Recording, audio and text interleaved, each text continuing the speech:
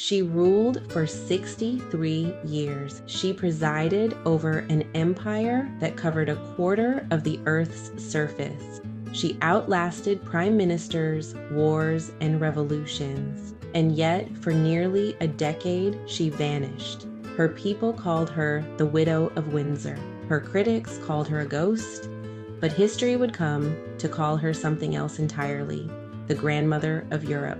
How did a girl who never expected to be queen become the most powerful woman of the 19th century?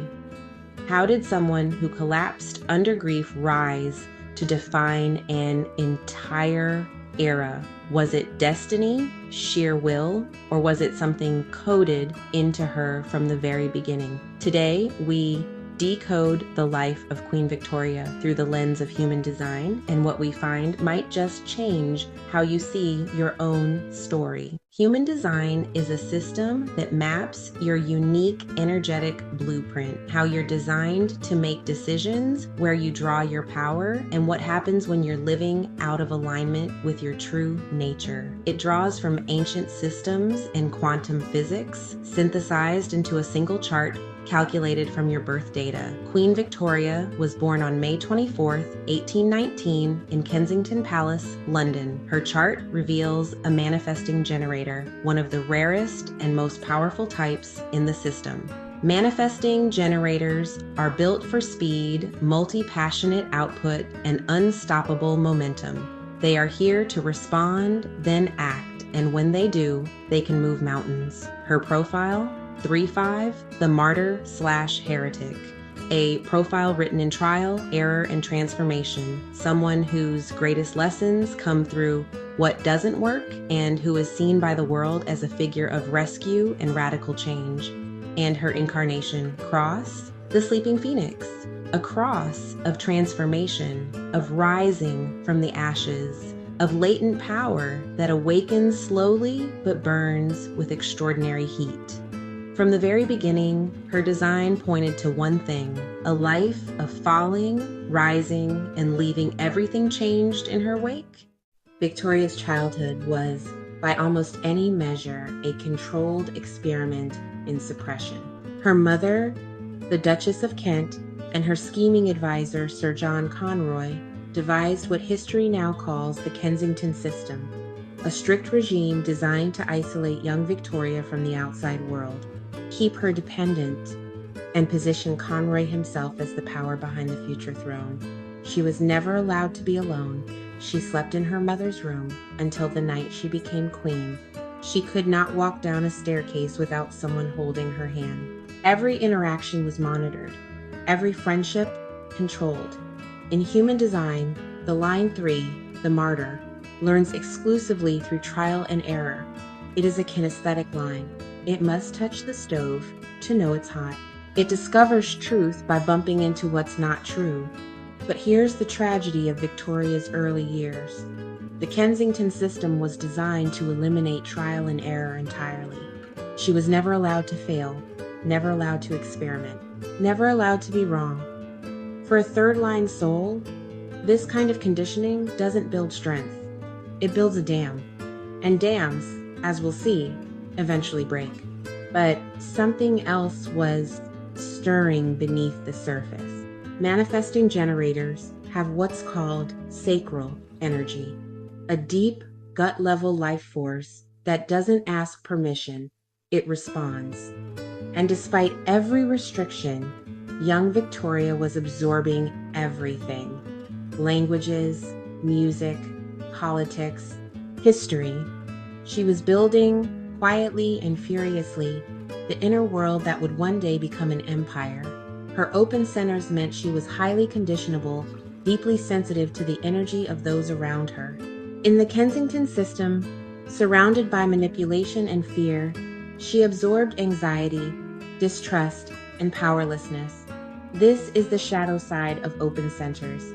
They amplify what's around you. You feel everything, and without awareness, you can mistake someone else's energy for your own truth. She was 18 years old when they came to tell her she was queen. King William IV had died at 2 a.m., and in that single moment, the Kensington System shattered. One of the first things Victoria did after receiving the news, she asked to be alone for 1 hour. 1 hour.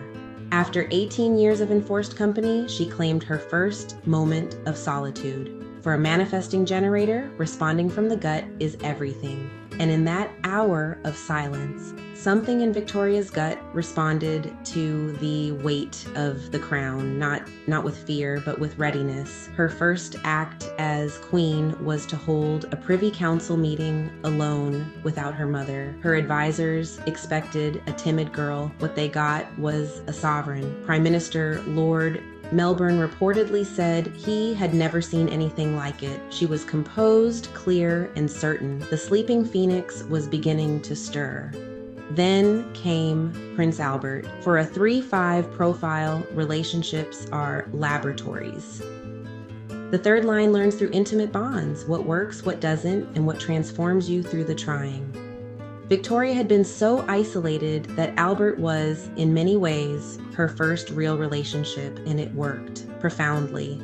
Albert became her partner, her anchor, and in human design terms, a powerful mirror for her open centers. He grounded her manifesting generator energy, channeled her multi-passionate drive, and gave her the emotional stability her open centers craved. Together, they had 9 children. She ran an empire. He reformed the household, the arts, the sciences. This was the MGE in full flight, responding to love, to purpose, to possibility, and manifesting at scale. In human design, there are cosmic rites of passage that mark every human life. The Saturn return, occurring around ages 28 to 30, is the first great reckoning. The universe asks, are you living your design or someone else's? Victoria's first Saturn return brought a revolutionary scare and several attacks. She emerged a stronger, more confident leader. It was a threshold, a shedding, but it was the 14th of December, 1861, that shattered her completely. Prince Albert died. He was 42. Victoria was 42. Earlier that same year, she also mourned death of her mother, a woman she had both resented and, in complicated ways, loved. In human design, age 42 marks the Uranus opposition, one of the most powerful transits of a human life. It's the midpoint, the great disruption. Uranus, the planet of radical change and awakening, sits directly opposite its natal position, and it demands that you break free of everything that is no longer true. For most people, this looks like a midlife crisis, a career change, a divorce. For Victoria, it looked like the loss of her entire world. She went into mourning and stayed there. For nearly a decade, she withdrew from public life almost entirely. She wore black every day for the remaining 40 years of her life. She had Albert's clothes laid out each morning as if he might return. Critics howled. Parliament grew frustrated. The press called her the Widow of Windsor. There were genuine whispers of abolishing the monarchy. Here is the shadow of the third line. When the trial produces unbearable loss, the martyr can become the suffering, can wear grief as identity, can mistake the wound for the whole self. Victoria, in her Uranus opposition, was doing what third lines do in their darkest hour. She was stuck in the experiment, unable to extract the lesson, unable to move. But the sleeping phoenix doesn't stay asleep forever.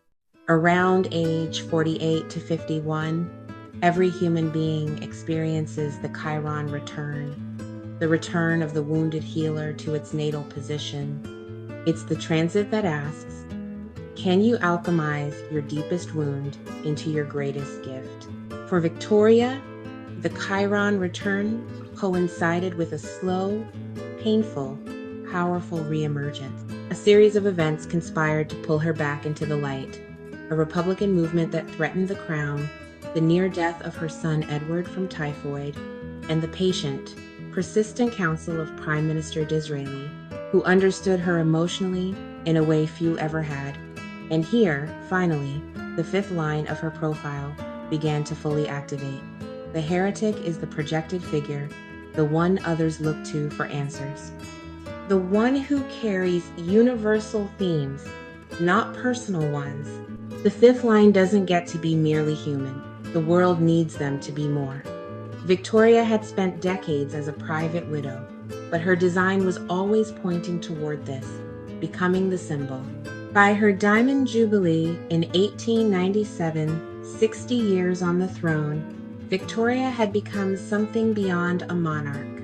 She was the living embodiment of an age, the grandmother of virtually every royal house in Europe, a symbol of stability, endurance, and transformation. The sleeping phoenix had fully risen. Queen Victoria died on January 22, 1901. She was 81 years old. She had outlived Albert by 40 years. She had outlived 10 of her prime ministers. She had presided over the Industrial Revolution, the expansion of democracy, the birth of the modern world. Her incarnation cross, the sleeping phoenix, speaks of latent power, of something enormous that takes time to fully awaken, of transformation that happens through destruction, not despite it. Victoria didn't rise despite her grief. She rose through it. The martyr's wound became the heretic's crown. She never knew human design. She never sat with a chart or contemplated her strategy and authority or understood why she felt everything so deeply in rooms full of other people's energy. But her life, every stumble, every experiment, every collapse and resurrection demonstrated it perfectly. The manifesting generator who couldn't be stopped. The third line who learned through breaking. The fifth line, who became the symbol the world needed. The sleeping phoenix who rose on schedule, exactly when the cosmic transits called her to. What if you could see your life that clearly? What if the stumbles you've been calling failures are actually your third line learning? What if the grief you're carrying is your Chiron wound waiting to become your greatest gift? What if the energy you feel in crowded rooms isn't yours at all, but a reflection of your beautiful open centers? Victoria didn't have a map, you do. Let's bring it together. Queen Victoria, manifesting generator, 3-5 martyr/heretic, sleeping phoenix, lived a life that reads like a human design masterclass. Her early conditioning tried to suppress the very thing she was designed for, responding fast, failing forward, and rising as a projected symbol of transformation. Her Saturn return stripped away what was false. Her Uranus opposition broke her open. Her Chiron return asked her to alchemize the wound, and her design, patient, powerful, and encoded from birth, answered every time. History remembers Victoria as the grandmother of Europe. Human design reveals why she had to become exactly that, and how every step of her journey, even the darkest ones, was written in her chart. Now here's the bridge to your story. You didn't choose your design any more than Victoria chose hers, but you have something she never did: awareness.